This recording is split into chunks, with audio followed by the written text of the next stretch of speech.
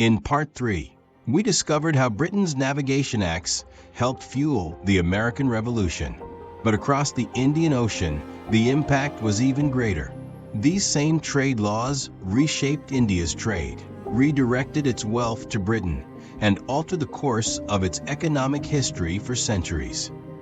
By the 18th century, India was one of the world's richest trading regions, famous for its cotton textiles, silk, spices, indigo, saltpetre, and fine handicrafts.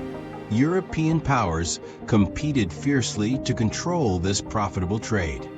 As Britain's influence grew, the East India Company became the dominant trading power by gaining a monopoly over Indian trade. The Navigation Acts ensured that most of India's overseas trade increasingly served British commercial interests. India supplied Britain with valuable raw materials such as cotton, indigo, silk, tea, spices, and other agricultural products. These goods were shipped to British factories, where they were transformed into manufactured products. Finished goods produced in Britain were then exported back to India.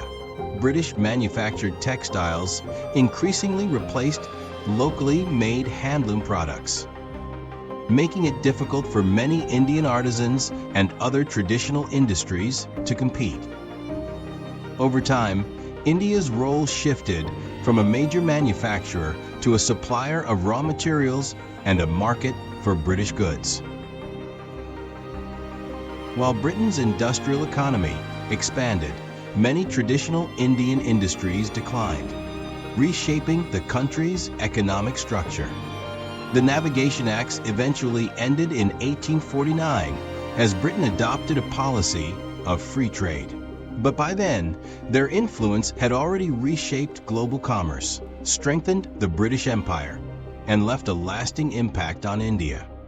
The story of the Navigation Acts reminds us that monopoly in trade policies can reshape economies, transform nations in both good and bad ways, and ultimately change the course of history.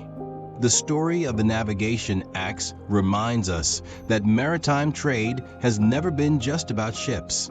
It has always been about power, prosperity, and the destiny of nations. Thank you for being part of this journey. Please like, subscribe, and join us for more fascinating stories from maritime history.